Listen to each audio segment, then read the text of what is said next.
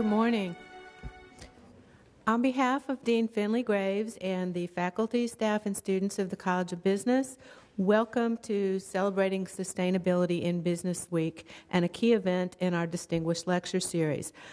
When I think about what a College of Business should be, one of the things that is paramount is we should be training tomorrow's leaders, not today. So we need to be thinking about the technology of tomorrow. And sustainability is going to be integral to the way business develops in the future. We are delighted to have speaking to us today Betsy del Monte, a principal in the Beck group of architects. Betsy is a registered architect and a graduate of the University of Virginia and Rice University with bachelor's and master's degrees in architecture. Her expertise includes knowledge of municipal and government efforts to address sustainability, and she helped to lead the Green Building Task Force for the City of Dallas, advancing their building code to incorporate sustainability into every new project. Betsy speaks at local and national conferences on sustainability and writes articles for publication concerning green buildings and sustainable design. She's taught seminars in introductory and advanced sustainability to numerous commercial and educational groups. She's a past president of the AIA of Dallas and past chair of the North Texas Green Building Council. So here to talk to us today about sustainability in business, please welcome Betsy del Monte. Thank you. Okay, now, is this on? Okay, good. Keeps falling off, so if I suddenly miss, I'll just shout. I did want to pull out some notes here, but I'm going to tell you just a little bit more about what I do at work, because it might make a difference to how you understand this stuff. The Beck Group does architecture, construction, development, and we write software. So I have the rare opportunity to be able to get in the face of a lot of different people and learn about what they do from a lot of different angles. And my job is to make sure that they're all thinking in a sustainable way about their projects. So given that this is a pretty small group, smaller than I thought, I'd like to keep it as informal as possible rather than saving your questions to the end. If you see something that I've got a lot in here, I'm going to go through it fairly fast. So just shoot up or just shout out if you've got something that you think is more interesting. Now, where's the clicker thing? Is there a... Because you're going to get tired of that slide pretty fast. Okay. There are a series of things that are changing our world, and these are not subjective. These are things that are just simply what's happening. Our population is growing.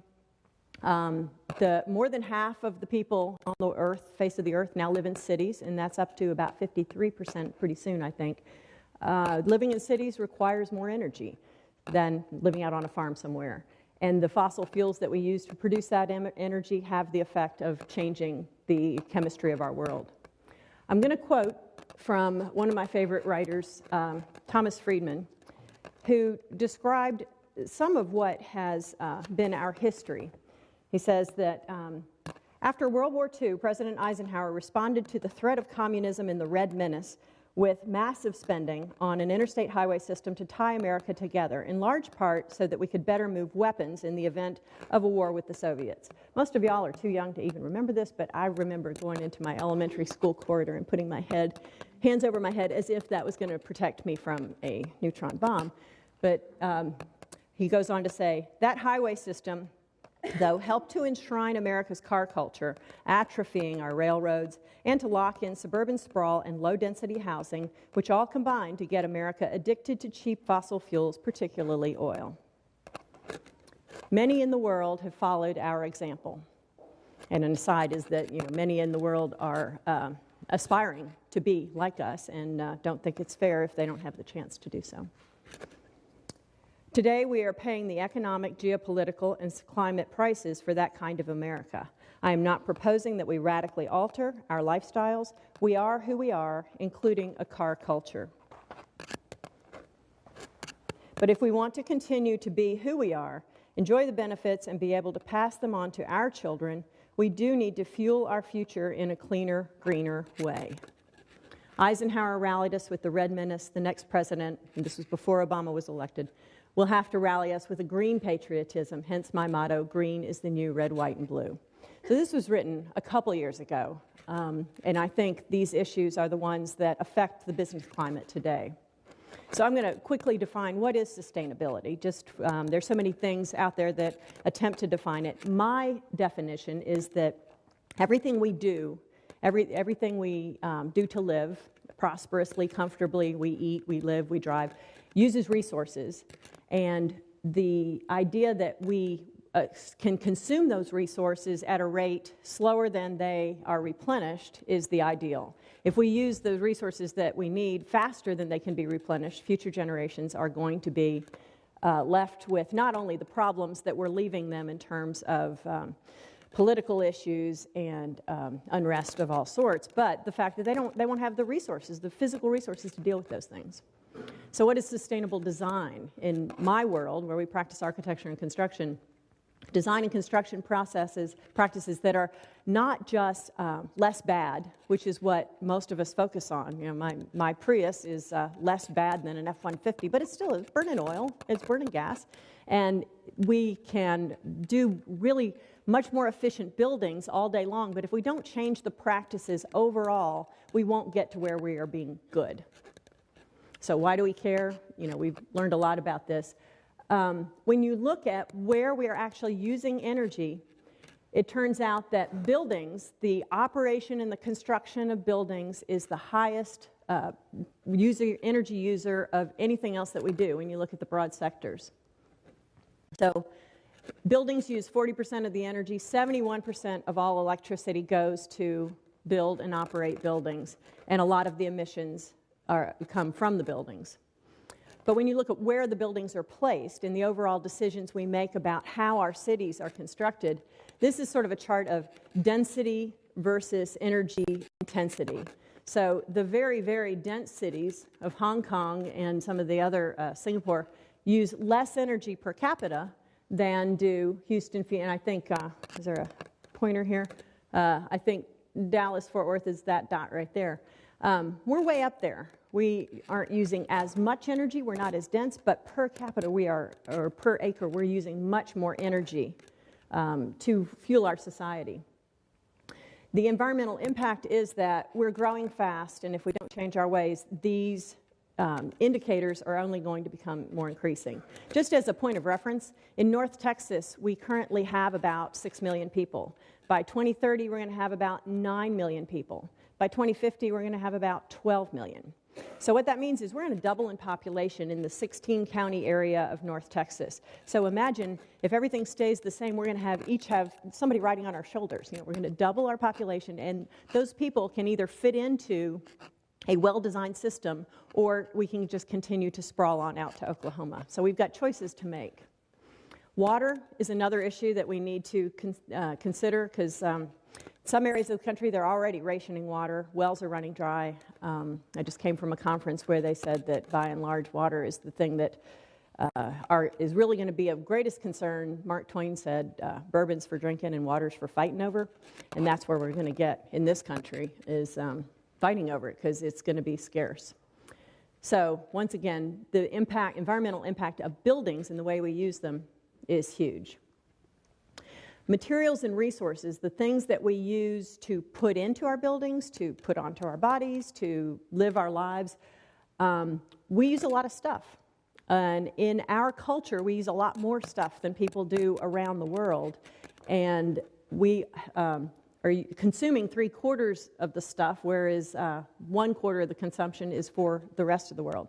The rest of the world wants to live the way we do, or they think they do. They aspire for that, and they get a little bent out of shape when we say, no, we've learned our lessons. We know that we've gotten here doing the wrong things, so now you need to do the right things. And they're not buying that. You know, they want to be able to live comfortably, have power, have computers, have iPods, and they're not buying the fact that we need to dictate to them how they can achieve that. Where we put the stuff becomes more and more of an issue as well. The numbers of landfills in the country are diminishing. Fewer landfills, bigger areas, and all of that stuff that we consume and then throw away has to go somewhere. Indoor environmental quality is a major issue because the stuff that we consume is made of things that aren't necessarily good for us. A quote from the head administrator of the Austin Children's Hospital. They created a great new hospital that he said, well, we were making this wonderful state-of-the-art facility to cure children of cancer. We thought maybe we should make it out of things that don't cause cancer. So it's that kind of thinking that is getting people to change their minds about what we put into our bodies and what the things that we use are made of.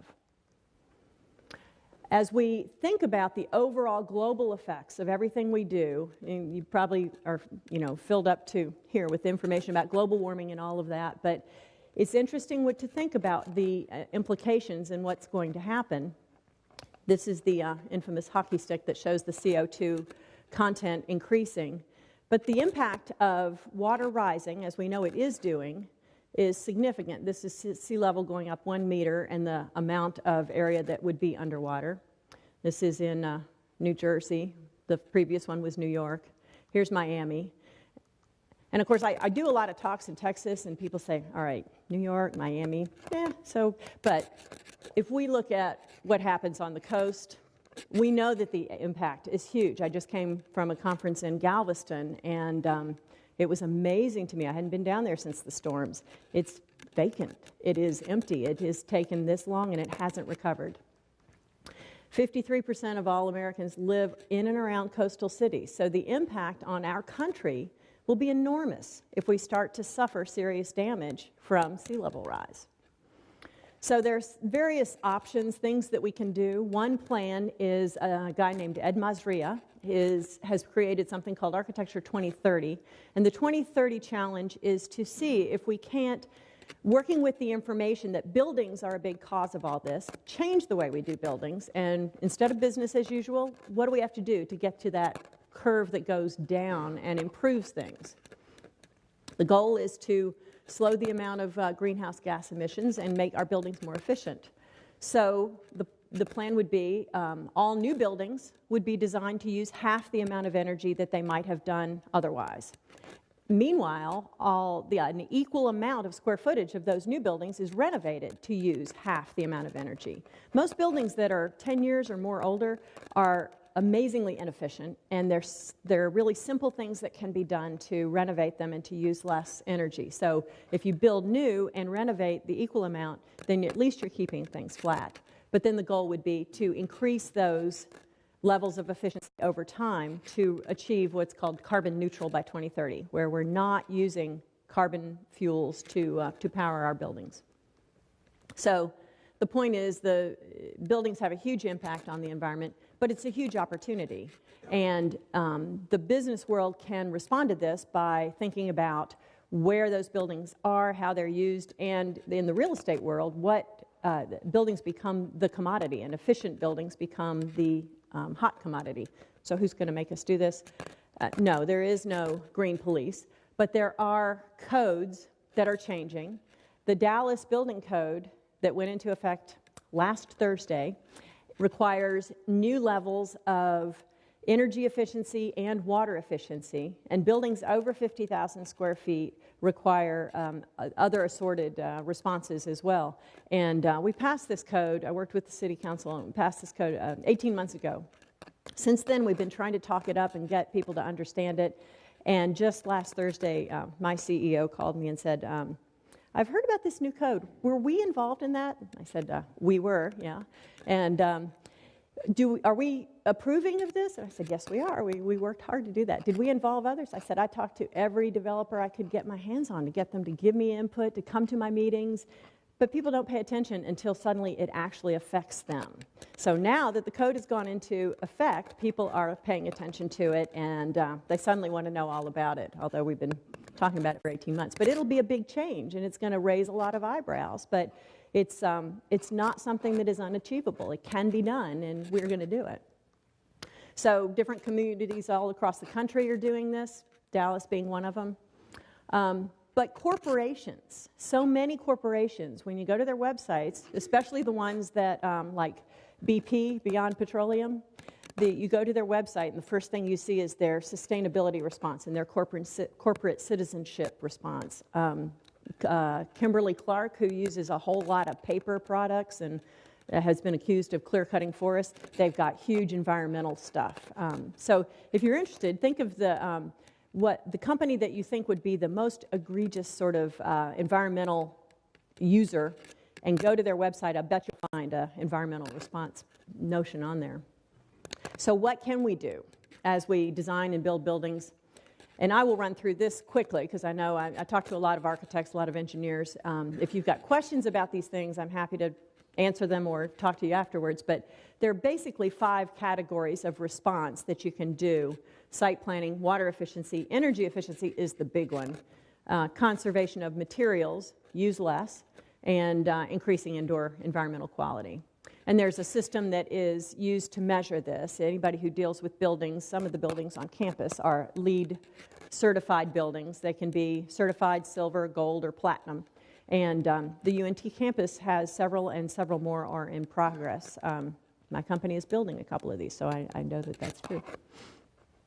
So the things that you can do, landscaping, typically irrigation uses half or more than the water use. And water is heavy stuff. Water is an energy efficiency issue because you have to pump it to get it to go uphill. It'll flow downhill by itself, but uphill's not its favorite.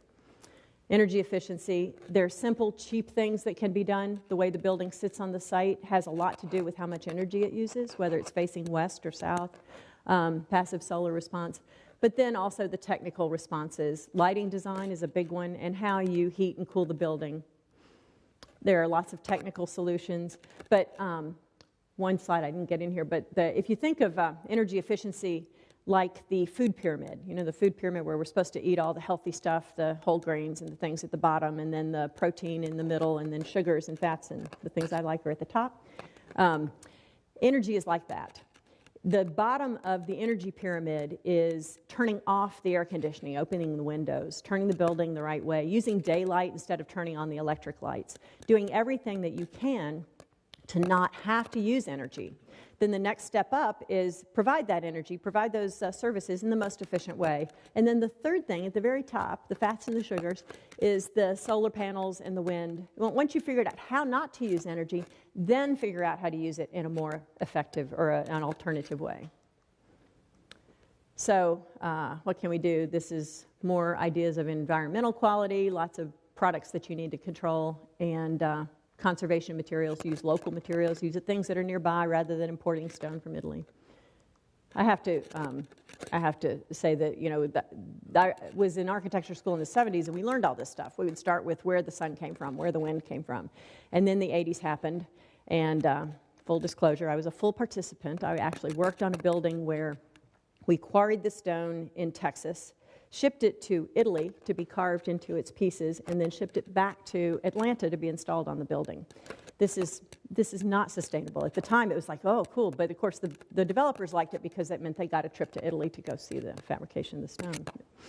So does this all cost more? Well, you know, the example I just cited, you don't do stuff like that. You save that money. You don't ship the stone to Italy. You figure out how to fabricate it in Texas. So the first cost is part of it, how much things cost, but then the payback over time. That energy pyramid that I talked about, the most expensive things are the things at the top of the pyramid. The cheapest things to do, the ones about not using energy, are at the bottom. So as you think about, make smart decisions from the beginning, and this is whether you're designing a building or running a company. If you print your papers double-sided, and I'll talk about some other things you can do, you buy less paper.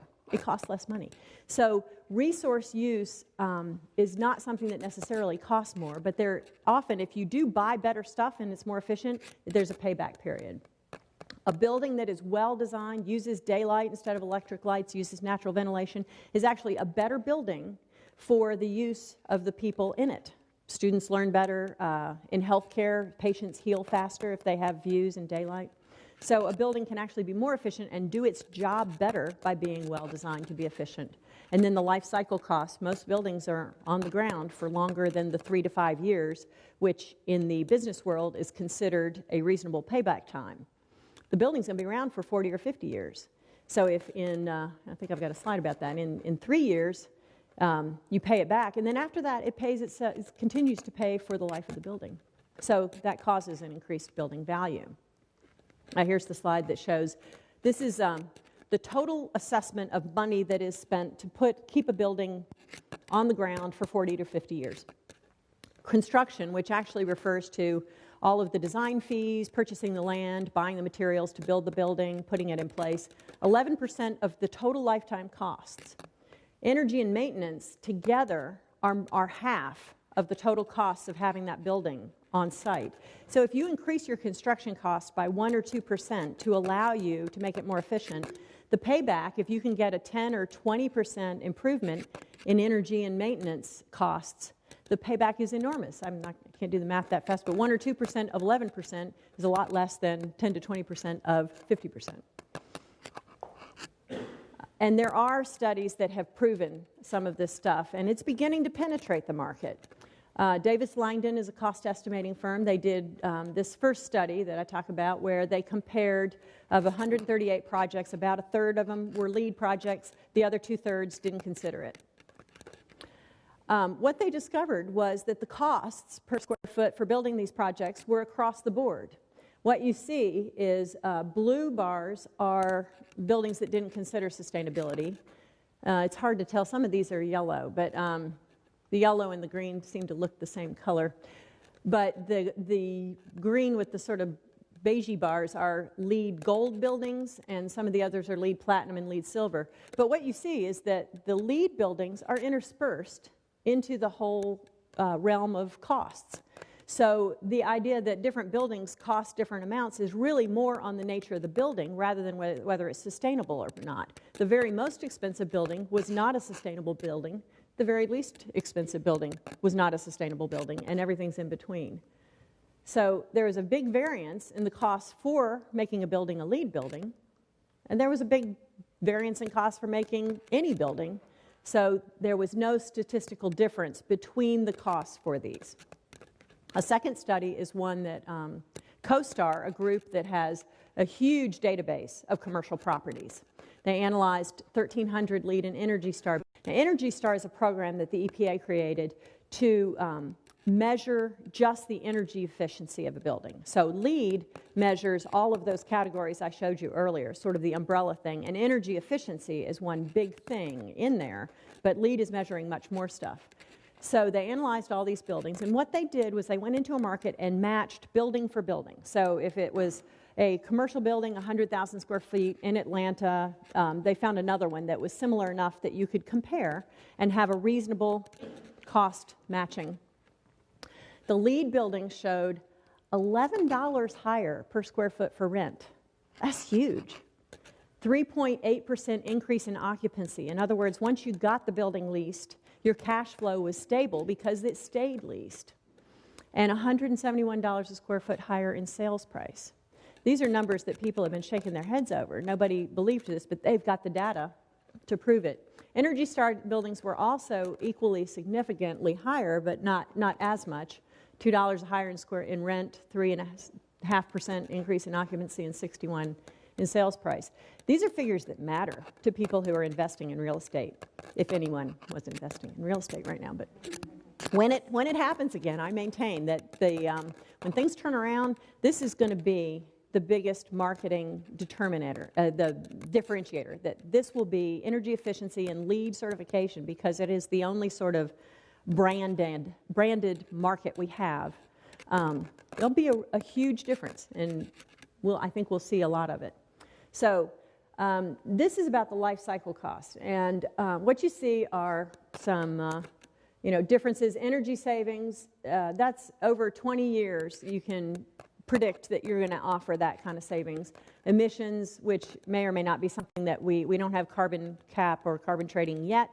If we do, that becomes a number that is important. Water savings, you can do a lot with water savings. It's not one of the biggest building costs, but it is important. And some of the things that are a little more harder to define, these productivity and health benefits. This is what I mentioned before, that in a hospital, patients get well faster.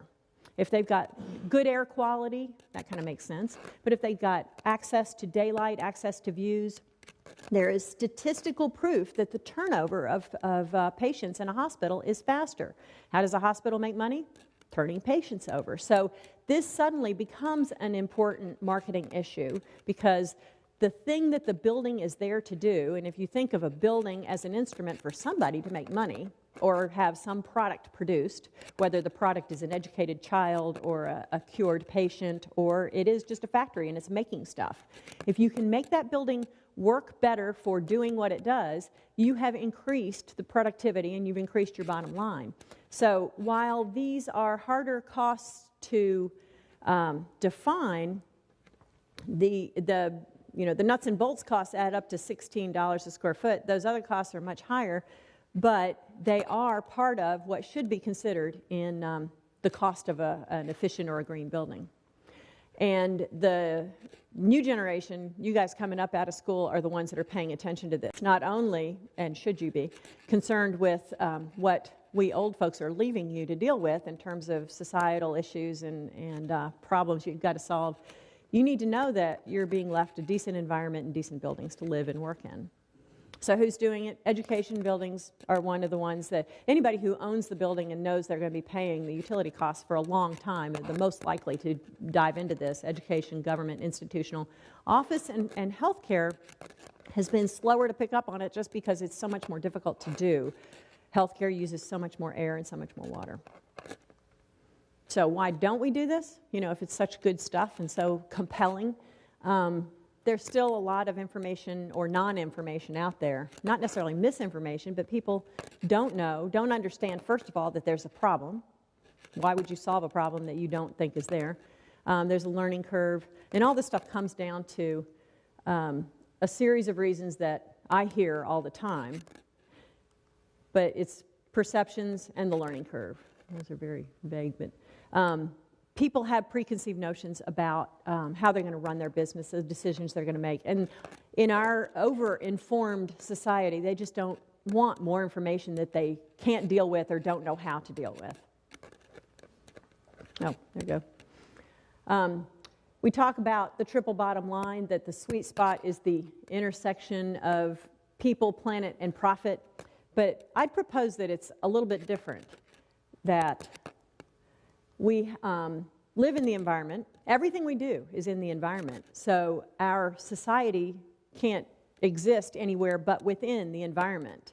In fact, so I didn't put it in this one. There's a little joke since it's a small crowd. There are two planets, and the two planets are talking to each other. There's a Mars-looking planet and an Earth-looking planet. And the Mars planet comes and says, "Oh, how are you doing? You don't look so good today." And the little Earth-looking planet says, "Well, I'm not feeling so good. I have Homo sapiens." And the Mars planet says, "Oh, don't worry, it goes away." So it's not always well received. But anyway, the economy sits within society. Only where you have people do you have exchange of money. And if you have exchange of money, you have exchange of energy. That's where our society is. So I don't think that we can think about the economy or energy or even the way we live without considering the environment. So when you think about the investment choices that we make as a society, we have to deliver power in some method, and there are multiple methods. This is the carbon sequestered coal, which we actually have not successfully achieved yet, so the fact that it would be $256 billion is an unknown. Nuclear power we know is expensive, and this is to deliver 1 quad of energy, which is like 4 power plants worth. Coal is the cheapest way to do it. We know that there are problems with coal, but the thing to think about is efficiency. The things, if we could just take all that money and put it into not using energy, figuring out how to not do it, it is 5 times as effective an investment. Because, now the problem is, of course, the people that are paying for the power plants are not necessarily the people paying for the efficiency. We need to match that up and create a way that there is a link between those things. But as a society, we pay that price, one way or another. So what else can we do? I've talked enough about buildings. there are different aspects that are all affected by things. Double-sided printing. In my office, this is makes me nuts. I go to the Xerox machine, and you have people, one, printing out their emails so they can read them, and printing them out single-sided, when double-sided printing, which is an easy thing to do, uses half as much paper. Coffee, styrofoam cups, ceramic cups, just go and rinse your cup out and use it the next day. Boxed lunches, probably, I'll see boxed lunches sometime today, but a boxed lunch has all that stuff in it, and nobody ever likes a little pasta salad in a little styrofoam cup, but so you end up with a bunch of trash. Instead, a plate of sandwiches and maybe even a plate of cookies lets everybody have just what they want. Travel for meetings. Of course, I got on a plane to get here this morning, but there are ways to have meetings where you don't necessarily have to travel. And people are doing that a lot more, of course, based on the economy, but it's good for the environment, too. Recycling, no-brainer. And thermostats. This room is actually comfortable, I think, but usually I'm speaking in a room that's like 68 degrees. We over air condition everything, so keeping things at 72 is easy. Try walking. If you don't know what's walkable within your area, there's this website called walkscore.com that will identify with a zip code all the things that you can walk to. I did this for my own home and discovered things that I hadn't realized. Buy local things? Yes. I don't know if walkscore.com is international. It may be. Yeah, I don't know. That's a good question. But buy local, go back to the stone example. Everything from stone to eggs to berries, go to the, especially food, go to the local farmer's market. You get better stuff and it's grown right there. Energy proof your home. Do the things that you need to do at home. Think about how you can do things like radiant barriers in your roof, insulate your attic. You can save a lot on energy bill. One thing a lot of people don't know is one of our big problems in North Texas is solar gain. This is a cooling climate, not a heating climate. So the radiation from solar is our biggest problem. If you can prevent solar radiation from hitting a pane of glass, that is much more effective than trying to make that glass. In the architectural world, we spend a lot of money specifying high-performance glass with different coatings and reflectivity and all that. Just put a sunshade over it, and it's a much better expenditure of money and much more effective, and also much more effective than drapes on the inside, which still helps, but the heat has already entered the building and gets trapped between the drapes and the window, and you still have to evacuate that heat somehow. So there are things that you can do at home. Turn off the AC, open the windows, enjoy the fresh air. We have at least maybe, 12 days a year we can actually do that.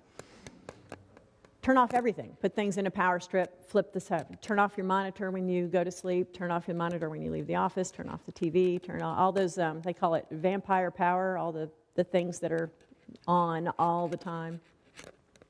So I always like to talk a little bit about the nature of our environment. I'm an architect. I do green buildings. We could make every building as efficient as it could possibly be, LEED platinum all over the place, and we wouldn't solve the problem because the buildings are placed here and here and here and here. We drive back and forth to get to them.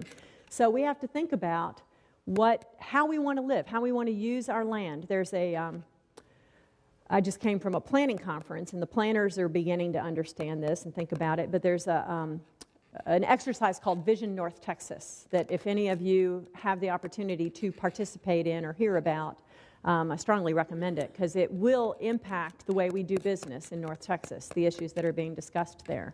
I think it's visionnorthtexas.org if you want to learn more about it, but it's being co-sponsored by our Council of Governments, the ULI, the Urban Land Institute, and UTA,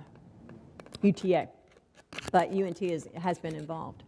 So the issue is, how do we want to arrange ourselves? Transit is always a good thing if you've got access to it, transit-oriented developments. And urban living, the nature of urban living is changing, and our understanding of our acceptance of urban living is changing. I like these photographs because this is Copenhagen, and of course we don't have canals and we don't have 400-year-old buildings, but this is Addison. So we can incorporate aspects of urban living and make them commercially viable.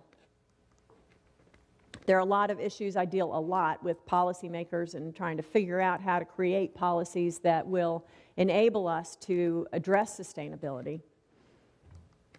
But the most important thing for each of us is to understand how it affects us now and in the future, and to get involved. And I urge you all to figure out how you can do that in a way that makes sense for you.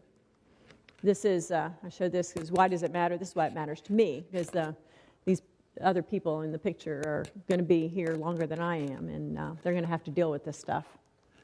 So that's, thank you for your attention. This is why it matters to all of us. But I'd love questions if you have any thoughts, or I should have required questions. Yes? We are just about to break ground on our new building, and we're planning for it to be LEED Gold certified. But we're looking at the difference between LEED Gold and LEED Platinum and the cost of adding the other features. Can you talk a little bit about the differences in those ratings, what they mean? Sure, I'd be happy to. And it's interesting that's the one you're looking at, because the LEED system, roughly, the LEED system is 100 points, 40%, or 40, this is the new system. You may be under the old one, but this is, in general, is true. 100 points, 40 points are required for LEED certified, 50 for silver, 60 for gold, 80 for platinum. So the biggest jump is from gold to platinum.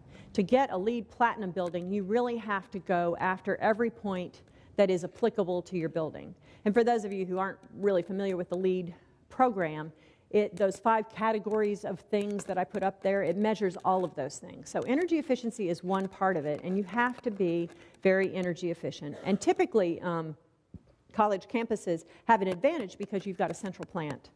And any time that energy is used and heating and cooling are centrally distributed, you have the opportunity to be more efficient with it. So you usually get a boost right off the bat to be able to do that. But then the other things that you have to do will be to orient the building properly and to maximize efficiency. Because LEED is a point system and it's measuring all these points across the board, there isn't any single silver bullet. There's not stuff that you have to do to get platinum that you don't have to do to get certified. What you have to do is as much of all of it as you can. So you might have a platinum building that didn't achieve 1 or 2 of the points that some other LEED certified building over here did get. So it's the only there are few prerequisites. Energy, you really have to ratchet up the achievement in energy to be able to get those higher certifications. But for example, a site might be a brownfield site where it's been contaminated. If you take a contaminated site and clean it up and then use it for a development, you get points for that. Your site, if your site's not a brownfield, you're not going to get any points for that. So, there's some points in achieving platinum, there's some points you can't go after. So, like I said, you need to go after all the ones that make sense. But I always recommend to my clients, you don't go do anything to get a LEED point. You do things that make sense for the building. You make it as effective as it can be for its use, and make sure that it's offering everything it can do for the people that are going to be living and working in it. And if you do that, it will pay back. If you start slapping things on there just to get your LEED certification, that's where you start spending money that you don't need to. So if your building is the best it can be and it's gold, that's the best investment you can make. And you could remove the HVAC system, not have air conditioning, and achieve platinum, but that may not work the best for you. Yeah? LEED is commercial only? No. Good question. When LEED started almost 10 years ago now, it was trying to be one size fits all, and there was one program. And then they said, well, this doesn't work for big buildings, small buildings, homes. And they said, well, let's make LEED. There is a LEED for Homes project system, and it is a completely different animal than the other ones. Then there's also LEED NC, which is new construction, which is any ground-up building or a major renovation of a building. So you can have a building standing in place. If you're going to tear out a lot of the stuff and redo it, that's still LEED for new construction. There's LEED for schools. There's LEED for healthcare. Both commercial and home, but new construction? No, LEED for Homes would still be utilized if the building, Lead for Homes is intended for anything 4 stories or less that is a residential project. So Lead for Homes would be, and one of the things that has not been resolved yet is how historical preservation teams with LEED certification, because the most sustainable building is one that's standing. You've already invested all of those resources in putting it in place. So the more you can do to reuse stuff, including buildings, the more sustainable it is. So they're trying to recognize that, but the historical preservation stuff is, you get credit anytime you reuse a building. You get credit for your energy consumption because there is an understanding that you're dealing with stuff you can't change. So it's easier to get some of the points. Any other questions? Yeah? Yeah, I wonder about moral hazard in the field that you're in. The idea that you have a vested interest in this, the architectural industry has a vested interest in this, that the more people who become sensitive to this drives more business to you. That's a really interesting question. If that were the case, then I would think it would be so much easier for me to get all of my colleagues to buy onto this. Some of the folks that are the most resistant to adopting new ways of doing things are those who are entrenched in doing them the way they're doing them now. Architects and engineers, frankly, are part of the hardest sell to get them, and now they're catching on to the fact that for market reasons, really, they need to know how to do this. But often it's the corporations, the corporate clients coming to us and saying, I know that I'm going to be paying the utility bills on this building forever, so do it better for me. My point is that when we're doing a new building, we're already putting windows in that building. We're already putting a roof on that building. We know we're going to do those things, so let's just do them better. I don't think that there is necessarily, unless you start to look at potentially renovating buildings to make them more energy efficient in a way that they wouldn't have been touched otherwise, I don't necessarily think there is an increase in business for architects. I think it's a change in the way we do business. So I wish people would renovate buildings, but what I tell some of my actually competitors will hire me to come in and help them through this, and I tell them, just hire me once or twice and then you won't need me anymore, because it's not rocket science. This is not tricky, it's not difficult, it's stuff that we should have been doing already. It's just a better building, better thinking about how we use resources to put things in place. And if we shouldn't need to be changing the building codes. We shouldn't have to have a green building code. We should just have a building code, and it should just be good. But we're not there yet, so in the meantime, we'll keep plugging away and making people mad. I wonder if Dr. Wiley could comment. Marilyn, I'm wondering where was the impetus for us to become gold? Do you know any story there? Did it come from the architects? Did Finley Graves? No, it was our intention all along, the building committee. Like you're suggesting. Because when I was introducing Betsy, I kind of mentioned that sustainability is part of the future of business technology. And it's kind of, what kind of example would we be if we didn't think about this? Exactly. I think there are schools that are teaching this stuff and need to be practicing it. Cities, the same way. Cities requiring it of people, they better be doing their own buildings. The City of Dallas has had a LEED requirement for silver for their own buildings for several years, which does put them in the position of being able to ask that of others. But I think from the universities, by and large, have realized that one of their biggest costs is running the campus, the utilities and the maintenance costs. And investment in using less energy is only going to pay off more substantially as time goes on. We know that fuel costs will only increase. We don't know exactly what rate, but by and large, the folks that catch on to this the most are those who know that they're going to be in these buildings for multiple years, 20, 30, 40 years. It's, when you're building a new building, universities by and large are going to look for the big donors, somebody put their name on the building. It's a whole lot sexier to go and say, we have a capital campaign, we want you to donate money for this big new building, than to say, we're going to raise money to pay our electric bill. Would you like to contribute? It doesn't have the same ring to it. Yeah, Which state is most proactive in energy efficiency? California.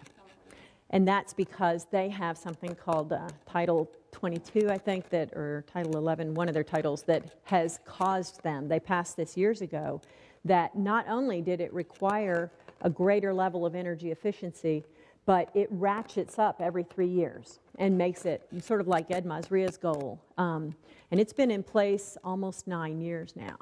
And it has, when it was first passed, they said, oh, this is going to, development in California is going to grind to a halt, and we're not going to be able to do anything. Well, what happened was development in California did not grind to a halt, at least not back then. Yeah, but they continued to develop, and their energy use stayed flat. So even as they added more buildings, their energy use did not increase. And then, because there are certain products and certain construction techniques and design techniques that were adopted in California, much like fuel efficiency for cars, they did it first and then other places. Now, some other states, mostly the coastal states, no surprise there, Seattle and Portland are real protagonists of this and have invented a lot of the techniques and really pushed them forward. And certain East Coast cities are pushing these things forward too. Yeah. One of your slides said that you should use less materials in your building. How can you use less materials in building quality building? That's a good question. And there are, the first obvious answer is make your building smaller, and which sounds a little bit glib, but seriously, we will have clients come to us and say, we want to do an 8,000 seat church. We'll say, 8,000? You have 8,000 people come to church? No, but we will. Well, let's think about that. When will you? And can you have multiple services? And, you help people think through where their best use of funds really can be. So first, make the building smaller. Does a family of 4 really need 6,500 square feet? There are lots of questions that one can ask about building size. But to the specifics of your question, a lot of waste occurs in the construction of a building. And one of the points that LEED gives credit to is construction waste management, where you divert that waste from those landfills, those ever-disappearing landfills. But what if you didn't create that waste to begin with? There are more and more methods of construction that involve panels, prefabricated panels, or things called SIPs, structurally insulating panels, that perform multiple uses. You can have, instead of studs with insulation on either in the cavity and then surfaces on either side and then plaster on the outside, you get SIP panels that come pre-made and pre-dimensioned to fit into your building. You get them off the truck, you put them in place, and then you can put whatever finish you want on the outside, and there is no waste. So there is actually a reduction of the amount of material needed to create the building, and it's higher quality because just a rule of thumb, anything that is shop fabricated typically has greater controls and therefore has a higher quality level than something that is put together on site. That's just the nature of the business. You don't have control. So anytime you can do prefabricated windows, prefabricated joists, anything that one uses, doesn't have waste because it comes to the site in the right size, and 2 is of better quality and fits together more perfectly, achieves both of those goals. So there was another question somewhere. Here? What are some of the newer technologies that you're seeing that are being incorporated with buildings? Oh, there's a lot out there. Proven or not? A lot of things, Europe, because of their greater density, greater energy costs, are ahead of us in some fronts. Double skins for office buildings where you can, it's just what it sounds like. You buy 2 skins to a building, and the cavity between the 2 outer skins is used as sort of a chimney effect. So it's vented at the top, and you have a stack effect that pulls air through the building naturally. You don't have to mechanically ventilate it because air pressure at the top, just like a chimney, will pull it off, and you can vent the building into this stack. And also, if there is a solar gain situation, you're insulated by that cavity in the air. So a double skin technology is something that is being tested in Europe. There are green roofs and green walls. Green roofs are fairly well understood now. We we're challenged to put those into North Texas area because, of course, sun shines awfully hard here, and we never know when it's going to rain. And if you've been to, there's the Audubon Society has a new center down in the Trinity, and they have a green roof, which is a roof that's planted. There's extensive green roof, which is shallow but broad and has sedums and small kinds of plants, or an intensive green roof, which has serious plants, and there are fewer of those. But this building has an extensive green roof, and it's on a slight slope, which means that, of course, water goes downhill, and all of the water, when it rains, accumulates down at the bottom. So when you look up, you see this green fringe, and it looks beautiful. When you get up and look on the roof, you realize the only thing that's growing is that green fringe, right at the bottom of the slope where the water has accumulated. So green roofs are challenging, but they are an excellent technology to provide efficiency, insulation, cooling, stormwater management, because they absorb it and let it go off slowly. But they're also green walls, which can be done different ways, either planted with, on each floor, they're sort of trays where materials can, green materials can grow, or down at the bottom, if it's not too tall a building, you plant things and allow the vines to grow up the wall and become the outdoor treatment, which prevents solar gain. It adds an additional layer of insulation. And there is a new concept of urban farming, so that if you've got a multi-tiered housing development with green walls, each property owner or occupier can grow crops on the edge of their apartment, and have their own food. Let's see, you another question? I'm curious about the logistics of leads. If, for example, our building, if we're shooting for this level, Right. Mm-hmm. Would there be someone there on site all the time to monitor what's going on, or does an independent architect or someone come in periodically and audit? How do you know what's being done? That's a really good question, and the answer is there is not an on-site audit from. It's administered by the USGBC, or actually they've now hired the GBCI, Green Building Certification Institute, which is a newly created organization just to do this. But the way the GBCI certifies a building is the whole team is required to participate and put information in online.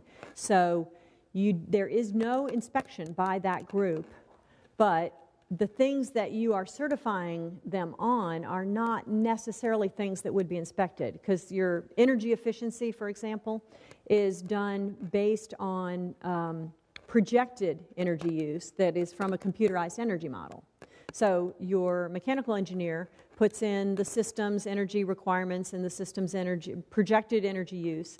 A big question that has occurred from a lot of quarters is, how do we know this is right, and what happens if it's not? Because you get your building certified when it's 6 months old.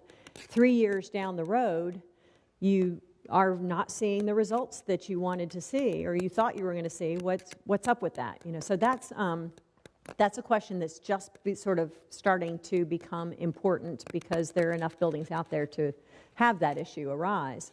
But by and large, the certification is, for example, if you are going after a point that says you're not using materials that off-gas volatile organic compounds, VOCs, you have to submit all the data for the products that you are using. Now, somebody really can't walk out to the site and look at that paint and say, I can tell that paint was not actually low VOC. So the data from the paint product is what you need, and that is submitted online and reviewed. So, excuse me, it's different point by point, but there is not an inspection organization on site. What are some of the new requirements and specifications for the Dallas Building Code that went into effect this week? It's broken into 3 sections. Oh, the question, if you couldn't hear, is what are the new requirements of the Dallas Green Building Code? It's called the Green Building Ordinance. And DallasCityHall.com has the entire ordinance, if you're really interested. It's broken into 3 pieces: buildings over 50,000 square feet, buildings under 50,000 square feet, and single-family homes and duplexes. And The requirements are different for each of them, so I won't go into great detail, but each of the 3 categories has requirements for energy efficiency and water efficiency. And so that's really important. Then the specific buildings over 50,000 square feet, which are assumed to be more complex and have more consultants and people involved, the requirement is actually to achieve or to document achievement of 80% of the LEED points for certified. So you don't have to register with USGBC, you don't have to achieve LEED certification, but you have to prove that you could have gotten 80% of the way there for certified, which is just so basic level that it shouldn't be a difficulty. Then buildings under 50,000 square feet have specific prescriptive requirements, like there must be a certain roof, cool roof treatment, the roof that reflects solar heat, and they must have certain efficiency levels for the water fixtures, and so they're a sort of step-by-step thing. And then homes, the single-family homes has a whole system of point-by-point things to follow that actually was created by the Home Builders Association. So when we assembled this group to work on this code, and when I talk about policy stuff, what we knew we needed to do was approach the people who were going to resist it the most, and talk to them, bring them in. So my job was to get the commercial developers on board. We talked to the home builders. We talked to anybody we could think of that was going to say, hell no, I'm not going to use a building code like that. Bring them in and say, why not? What's your issue? What do you think the problem is? If this is our goal, how can we get there? So we worked this stuff all out in advance, and the home builders already had a system for their own green buildings that we said, that's great. Let's just use it. We'll just put it into the code, and then everybody has to do it, and you're all on a level playing field. And they said, great. So those are the things that are in there, and the whole ordinance is detailed. Yeah? A lot of us in this room are students who are about to graduate. Uh-huh. Tell us about your views of the office of the future that they will be occupying, those cubicles and an office. That's a really good question, because I think things are definitely changing. The old corner office with the view of downtown and all that, I think is certainly in our office is gone. We have in our office, just for example, we have, as I said, construction, we have architects, we have marketing people, we have the financial people. Our office in downtown Dallas is the headquarters for a 650 employee corporation. So we have all the stuff that goes with that. We have nobody has an office that has walls around it. We have partitions about this high. And the point of that is for collaboration. So a collaborative environment, I think, is really the way of the future. But in terms of efficiency both of physical space and efficiency of the workers who work there, it is more efficient to have people sharing information. Information, I think, is the commodity of the future that will have to be controlled and maximized. And we share information much more easily when there are no walls, even if it is information that we did not expect to share. So, you learn things by hearing somebody talk to somebody else that you didn't necessarily need to know, but it helps you to know it. So I think the realization of that is something that will be enhanced in offices of the future. Conversely, physical office space is something that will be more and more at a premium and will be seen more and more as not necessarily necessary. I can't, there is no substitute for a face-to-face encounter. And I have to go on, that's why I'm here instead of doing a video thing. You learn more from people when you see their body language and talk to them. But there is a lot that we do that doesn't require us to sit at our desks all day. Sabre is headquartered out in Westlake. They had constructed were occupying over 1 million square feet of space. They had to downsize, and they said, we're going to take a hard look at how we work. And they realized that the people in their firm that had the biggest offices and that commanded the most real estate were the least likely to be there at any given moment in time. These were the head honchos that were out at meetings, and so they said, this doesn't work. We need to think of another way to do it. So they made it so the only people that have permanent offices are the clerical people and the accounting people, the folks that must be there every day doing the same thing with their same stuff. And all those head honchos, they have a little cart that they check out, and they go and take an open station, and they might take the same open station every time they come, but they certainly don't have a corner office, and they don't even have the same desk assigned to them. And they cut the real estate needs by half. So that is, one example of how things really are changing. Job sharing and telecommuting. As often as I can, I don't go into the office, and I get more done when there's nobody around, and I work at a Starbucks or work at home. And more people are realizing that is feasible, it's viable, and we're so connected that we don't necessarily have to have physical space to work closely together. So I think things are changing, and that's something that folks can be looking forward to. Yeah? I have a micro-oriented question. And it deals with cooling in Texas. This is Texas, like you said. It is. When I drive along the street, and when I go to Lowe's, and I look at roofing material, I never see a white roofing material. What gives? Isn't that amazing?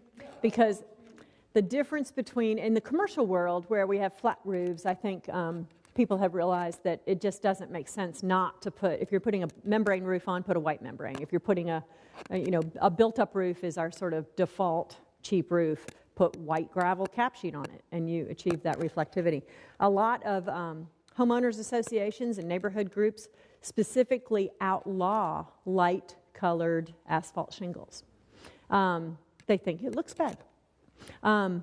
We renovated our home, and we have a light-colored asphalt shingle, and I think it looks fine. Nobody complained, but it is perception. This is the way we've always done it. We don't like that because it doesn't look like what we think a roof should look like. Lowe's doesn't even have any on display, any white shingles on display. Yeah, you'd have to special order them.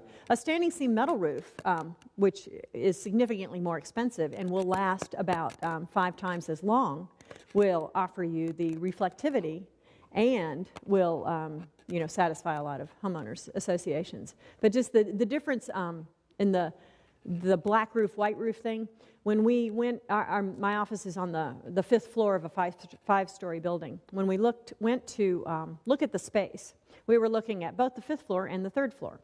And the building was completely vacant, had been gutted. It had no air conditioning systems at all. So we went in. It was a fairly warm day.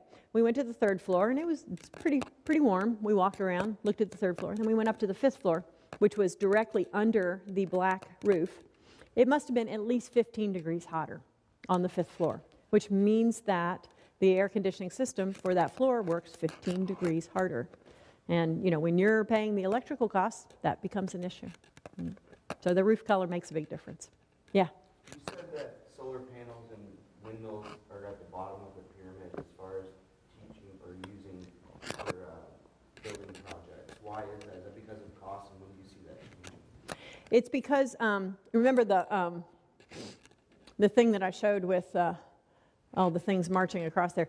Energy efficiency is still the single most cost-effective thing. Now, it also is, as we look at how we produce our energy, we need to be, it's not an either-or thing. It's not, should we make our buildings more efficient, or should we think of alternative ways to produce power? It's both.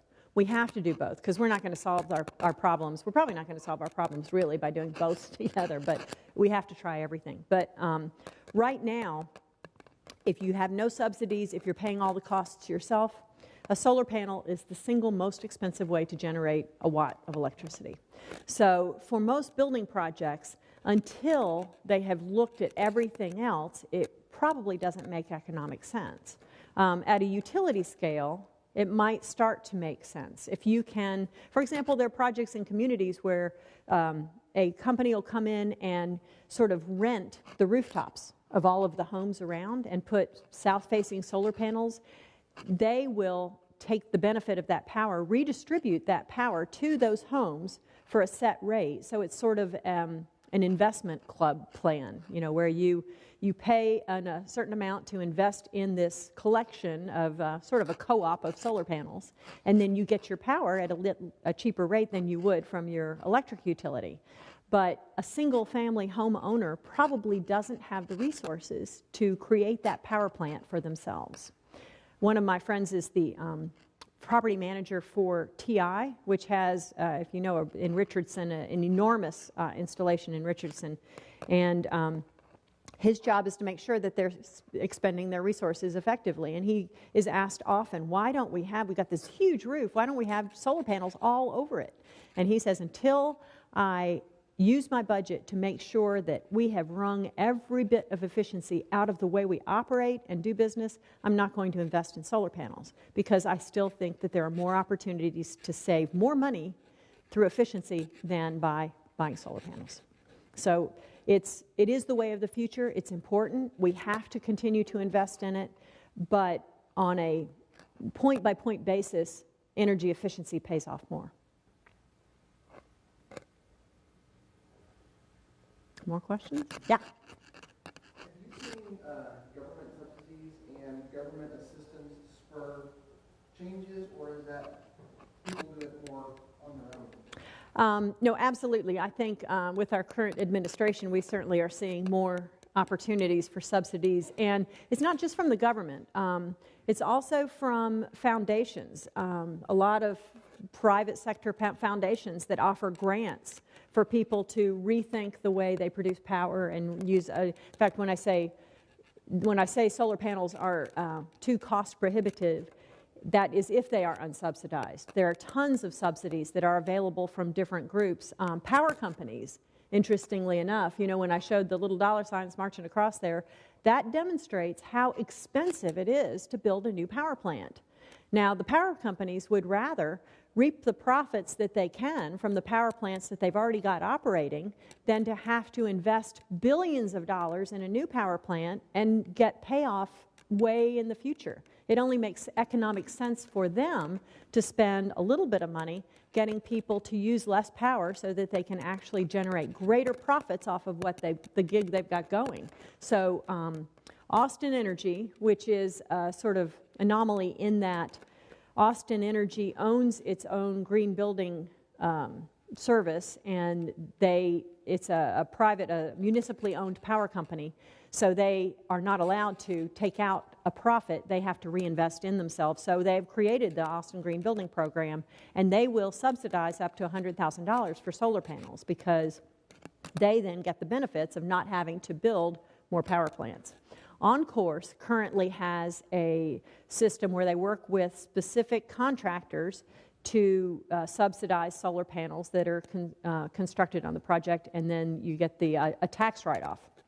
So there are the power companies know the fact that this makes sense for them too. So there's also a tax credit for about $2.30 a square foot if you put in a certain energy efficiency products into a building as well. And as long as that tax credit stays in place long enough for corporations to respond to it, you know, nobody's going to invest in something when it takes 18 months to get it up and running and then it expires 3 months later. And that's been our problem. Our government has been erratic in whether it supports these things or not, so they get put into place, they drop off. They get put into place, and you know, nobody's going to invest in something where there isn't a surefire payback.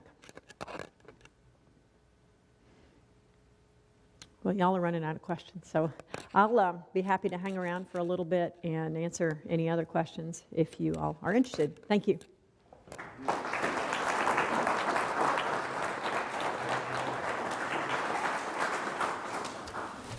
Thank you again for interesting, inspiring, and challenging words for all of us, and we really appreciate your coming to speak to us. Thank you very much. I'm glad to be here. Okay, y'all go out and change the world.